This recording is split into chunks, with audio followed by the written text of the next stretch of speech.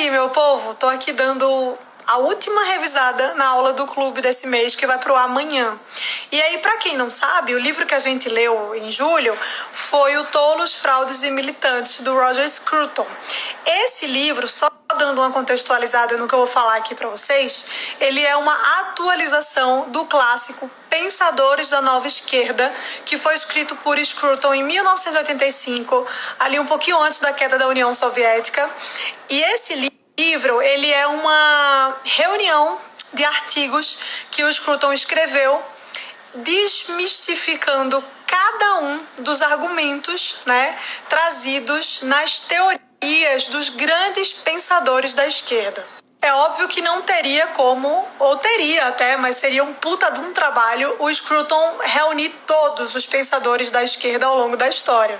Então, aqui nesse livro, o primeiro no Pensadores da Nova Esquerda e depois na atualização dele, que é o Tolos, Fraudes e Militantes, ele vai focar naquela geração que ele chama de 68ista, que são os pensadores que estavam ali presentes nas manifestações de maio de 1968.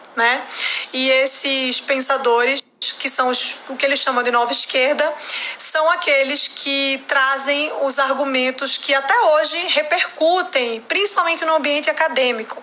Então ele vai pegar essa galera toda e vai desmascarar tudinho, um a um.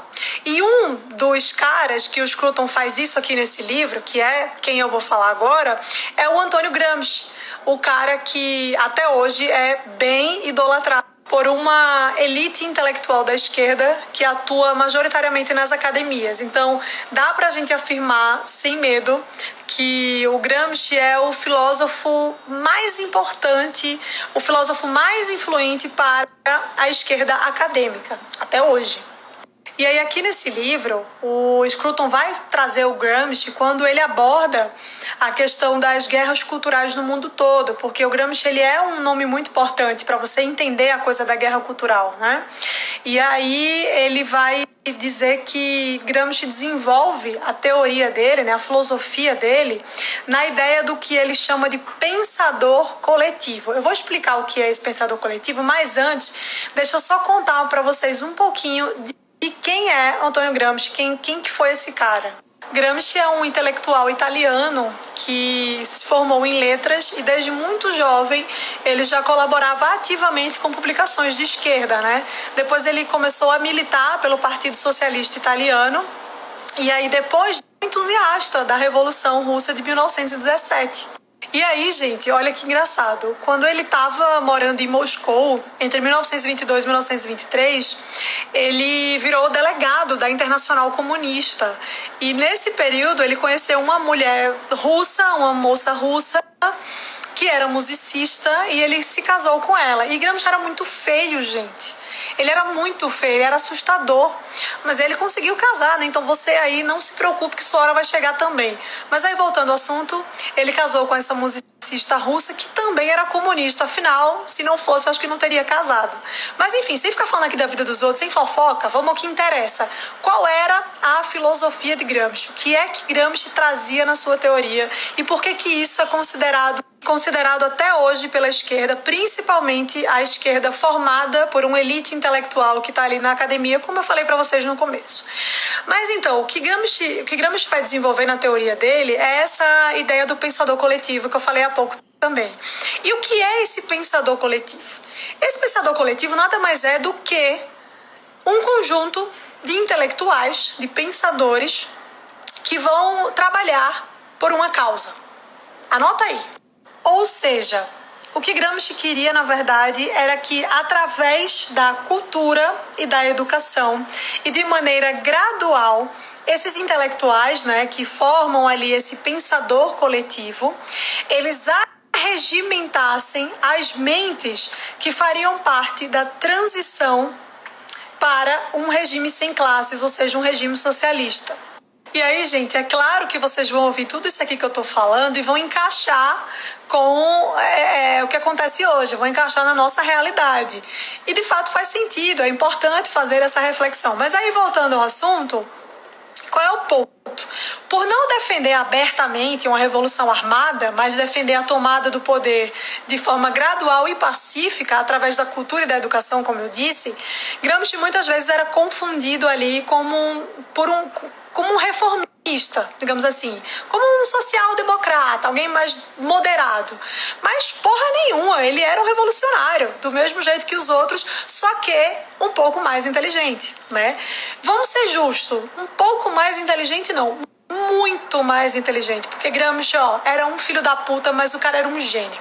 Então ele chegou e falou assim, gente, para de ser burro, vamos tomar essa merda desse poder, mas vamos começar pela educação e pela cultura. Então a gente vai conseguir as mesmas coisas que os comunistas soviéticos conseguiram, só que de outro jeito. Um jeito que talvez seja muito mais palatável para as pessoas. Porque não é uma revolução sanguinária, digamos assim. É uma revolução silenciosa, cultural. É uma revolução cultural. É o que o Scruton vai chamar aqui de guerra cultural e o que Olavo, posteriormente, né, vai atacar também. Inclusive, eu queria fazer um parênteses aqui, que é o seguinte. Foi justamente para trazer um contraponto a essas ideias de Gramsci que Olavo escreveu, acho que em 1994, não tenho certeza se foi esse ano, o livro O Imbecil Coletivo. Então, assim, do que Gramsci traz o pensador coletivo, o Olavo vai trazer o imbecil coletivo. Então, já deixo aí essa sugestão de livro para vocês lerem. O Imbecil Coletivo do Olavo vai trazer e vai refutar nesse livro as ideias e os intelectuais que são proeminentes na esquerda brasileira. Então, fica a sugestão aí para vocês.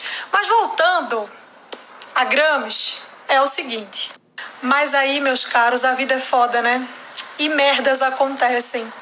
Então, o pobrezinho do Gramsci foi preso pelo regime fascista de Mussolini na Itália. E aí, quando esteve preso, né, no cárcere, ele escreveu várias obras e essas obras foram replicadas e aceitas nos ambientes acadêmicos do mundo todo. E aí, meu povo, pra gente encerrar esse bate-papo aqui rapidinho, que já aviso, foi muito superficial, tá? Porque o buraco é bem mais embaixo, não dá pra falar absolutamente sobre tudo que envolve Gramsci, guerra cultural e etc. em apenas alguns stories aqui no Instagram, mas já aviso que o pessoal que tá no clube de leitura e vai assistir a aula de amanhã vai ter muito mais informação. A aula tá super completa e a gente vai falar não só de Gramsci, mas de todos os outros pensadores da nova esquerda que o Scruton traz no livro do mês. Então, para finalizar essa coisa da teoria, né, da hegemonia que Gramsci tanto fala, ele vai dizer o seguinte. Então, Gramsci vai dizer que a revolução, ela não é uma força inelutável que nos leva de roldão, mas uma ação que é realizada por indivíduos heróicos. Olha que bonito, né? E que esses indivíduos heróicos, eles podem fazer essa revolução sem sujar as mãos na fábrica. O que é que isso significa? Isso significa que você pode calmamente continuar ali numa posição confortável, né, no seu cargo, colhendo os frutos que você tanto batalhou para colher e, ao mesmo tempo, você vai lutar contra a hegemonia burguesa. Olha, fala aí se esse cara não é um gênio. Esse cara é um gênio. Esse cara é um gênio. Então, essa filosofia, ela vai ser extremamente útil para o intelectual, né? Ela vai ser muito útil para o intelectual que quer fazer a revolução, que quer derrotar a burguesia, mas não quer levantar a bundinha da cadeira, não quer sujar as mãozinhas de sangue. Vocês estão entendendo? Então, o Gramsci, ele vai trazer essa opção. Ele vai dizer, peraí, você pode sim fazer revolução, você pode sim lutar junto com os seus heróis contra seus inimigos, sem precisar fazer esse esforço físico, apenas fazendo um esforço intelectual. Então, é o cara, basicamente, que vai estar lá na universidade doutrinando as pessoas, né? Porque essa filosofia se aplica assim. Ela vai percorrer as entranhas da educação e da cultura a fim de fazer uma transição para um regime sem classes, um regime socialista. Ou seja, eles querem os mesmos resultados que os comunistas soviéticos queriam, mas eles descobriram uma forma diferente de chegar nesses resultados. Então, repito, Gramsci era um filho da puta? Era, mas não era um filho da puta burro. Isso aí a gente tem que reconhecer. Mas é isso, gente. Beijo.